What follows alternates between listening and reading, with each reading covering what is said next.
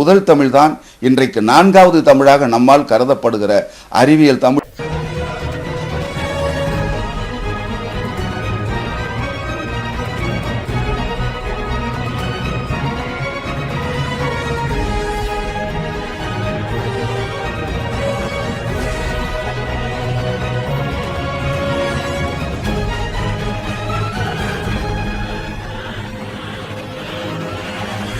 அன்புள்ள ஐயா, உங்களுடைய பள்ளி பருவத்தையும் இளம் பருவத்தையும் மிக அழகாக எடுத்து சொன்னீர்கள்.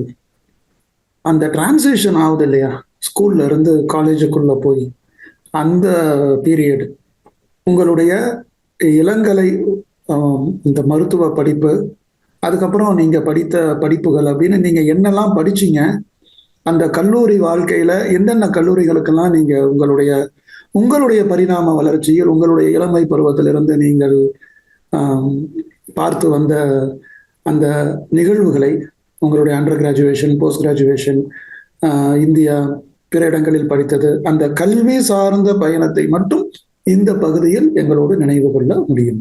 பள்ளியிலே கணிதத்திலே முதல் ரேங்க் வாங்குவேன். எனது கணித ஆசிரியர் அப்பொழுதுதான் முதல் முறை SSLC என்று சொல்லக்கூடிய அந்த தேர்வுக்கு ஆசிரியராக இருந்தார். எனக்கு 100க்கு 100 வராமல் 86 தான் வந்தது. நான் மிகவும் ஏமாற்றம் அடைந்தேன். அப்பொழுதும் நான் தான் பள்ளியிலே முதல் மார்க் கணிதத்திலே. உடனே எனக்கு கணிதத்தின் மேல் கோபம் வந்து தூய வளனார் கல்லூரியிலே சேரும் பொழுது அறிவியல் துறைக்கு விண்ணப்பம் செய்தேன். என்னுடைய அண்ணார் கோவித்துக் கொண்டார். என்னுடைய சித்தப்பா பொறியியல் வல்லுநர், நான் பொறியியலாக வருவேன் என்று எதிர்பார்த்தார். பின்னர் சரி என்று ஒத்துக்கொண்டார்கள். அது எனக்கு மருத்துவத்துறை வருவதற்கு வாய்ப்பாக அமைந்தது. தூய வளனார் கல்லூரி ஒரு அருமையான மக்கள் வளரக்கூடிய, இளைஞர்கள் வளரக்கூடிய கட்டுப்பாடு நிறைந்த கல்லூரியாக இருந்தது. அங்கே அருமையான ஆசிரியர்கள் அர்ப்பணிப்புடன் பணி செய்து அங்கு படித்து நல்ல மதிப்பெண்கள் பெற்று தஞ்சை மருத்துவக் கல்லூரியில் சேர்ந்தேன். தூய வளனார் கல்லூரியில் படிக்கும் பொழுது படிப்பு மட்டும் அல்லாமல் பொது பணிகளிலும் சிறப்பாக பணியாற்றினோம். கல்லூரி மாணவர்களெல்லாம் சேர்ந்து பண்ணைக்காடு என்ற கொடைக்கானல் அருகே உள்ள ஊரிலே சென்று அந்த ஊருக்கு சுடுகாட்டிற்கு பாதை போட்டோம்.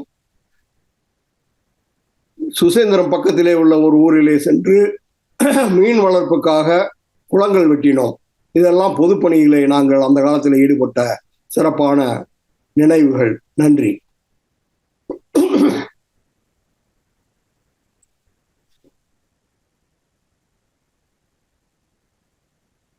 தஞ்சை மருத்துவக் கல்லூரியிலே அப்பொழுதுதான் புதிதாக கட்டப்பட்ட கல்லூரி.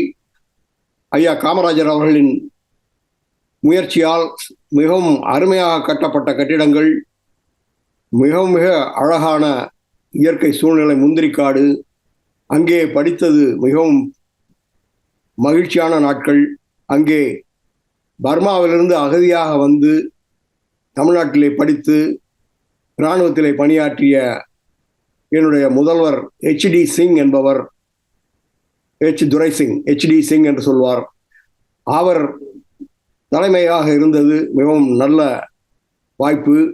அவரை நான் சிகாகோவிலே நடத்திய வட அமெரிக்க தமிழ்ச்சங்கை பேரவை மாநாட்டிலே வந்திருந்த அவரை அழைத்து மேடைகளை சிறப்பு செய்தது என்னுடைய நன்றி கடனை ஆற்றியதாக மிகவும் மகிழ்ச்சியான நினைவாக உள்ளது. மருத்துவ படிப்பு முடித்த உடனேயே என்னுடைய நண்பர்கள் அமெரிக்காவுக்கு வந்தவர்கள், அங்கே மேல் படிப்பெல்லாம் படிக்காதே, நேரே அமெரிக்கா வந்துவிடு என்று சொன்னார்கள். அதற்காக ஒரு தேர்வு இந்தியாவில் எழுத முடியவில்லை. கொலம்புல சென்று எழுதினேன். ECFMG என்று சொல்வார்கள். அதை எழுதி அதில் தேர்வு பெற்றவுடன் நான் நேரே சிகாகோவில் saint Francis hospital, saint Francis மருத்துவமனையிலே மேல் படிப்புக்காக வந்து விட்டேன். அந்த மேல் படிப்பு வருவதற்கு முன் தந்தை பெரியார் அவர்களிடம் சென்று, ஐயா நான் அமெரிக்கா மேல் படிப்புக்கு செல்ல போகிறேன் என்று சொன்னேன். அதற்கு ஐயா அவர்கள், இங்கேயே படிக்கலையா, ஏன் அங்கே போறீங்க என்று கேட்டார். இங்கே படித்தால் செலவாகும், வசதி பத்தாது, அங்கே படித்தால் அவர்கள் பணம் கொடுப்பார்கள் என்றேன். அவர், நீங்கள் படிப்பதற்கு அவர்கள் ஏன் பணம் கொடுப்பார்கள் என்று கேட்டார். இல்லையா அங்கே படிக்கிறப்பவே வேலையும் செய்யணும், நைட் டியூட்டி எல்லாம் பார்க்கணும், அதற்காக தான் கொடுக்குறாங்க அப்படின்னேன். திருப்பி மேல கேள்வி கேட்பார். அடுத்த கேள்வி கேட்டார். அந்த மாதிரி சிஸ்டம் இங்கே இல்லையா என்றார். இல்லை ஐயா என்றேன். ஏன் இல்லை என்றார். அது ஐயா நீங்கள் அரசிடம்தான் கேட்க வேண்டும் என்று சொன்னேன். பின்னர் சிரித்து கொண்டே உங்களுக்கு எவ்வளவு பணம் தருவார்கள் என்று கேட்டார். அந்த காலத்தில் 1971 $10,000. $10,000 ஐயா என்றேன். அப்படி என்றால் எவ்வளவு ரூபா என்று கேட்டார். நான் 80,000 ரூபாய் என்று சொன்னேன். வாய் விட்டு சிரித்து விட்டார். அப்பொழுது நான் சிறிய பையன் போலதான் இருந்தேன். உங்களுக்கு 80,000 ரூபாய் தரானா என்று கேட்டார். இல்லையா, அதுக்கு தகுந்த மாதிரி அங்கே செலவுகள் இருக்கும் என்று சொன்னேன். சென்று வாருங்கள் என்று மிக்க மகிழ்ச்சியுடன் சொன்னார். அதுதான் நான் அவரை இறுதியாக சந்தித்தது. அங்கிருந்து வந்து சென்ட் பிரான்சிஸ் ஹாஸ்பிட்டலிலே 3 ஆண்டுகள் மருத்துவத்துறையிலே பயிற்சி பெற்று பின்னர் இங்கே அமெரிக்க போர் வீரர்களுக்காக உள்ள மருத்துவமனை வெட்டரன்ஸ் ஹாஸ்பிட்டல் என்று சொல்வோம். வெட்டரன்ஸ் ஹாஸ்பிட்டல் ஹைன்ஸ் என்ற ஒரு பெரிய மருத்துவமனையிலே குடல் மருத்துவ பயிற்சிக்காக சென்றேன். அந்த மருத்துவமனையின் தனி சிறப்பு என்னவென்றால், ஒரு பெரிய 200 பேர் இருக்கக்கூடிய அந்த பெரிய இடமே இடுப்புக்கு கீழே இழந்தவர்கள், அதாவது பெராலிசிஸ், கால் விளங்காதவர்கள் அவ்வளவு பேர் இருந்தார்கள். 2வது உலக போரிலும் கொரிய போரிலும் அதை பார்த்தால் யாருக்குமே இனி உலகத்திலே போரே இருக்கக்கூடாது என்ற எண்ணம் வரும். அந்த பெரிய மருத்துவமனையிலே குடல் மருத்துவம் பயின்றுவிட்டு பின்னர் நான் தனியாக தொழில் செய்து பணம் ஈட்டுவதில் கவனத்தை செலுத்தி குடல் மருத்துவத்தை தனியாக இன்னொரு அமெரிக்கர் டாக்டர் ஒரைலி, கிளாரன்ஸ் ஒரைலி என்ற மருத்துவருடன் இணைந்து பல்லாண்டுகளாக அதே இடத்திலே பேலோஸ் ஹைட்ஸ் என்ற இடத்திலே பணிபுரிந்தேன். என்னுடைய வாழ்க்கை மிகவும் மகிழ்ச்சியாக இருந்தது. நன்றி.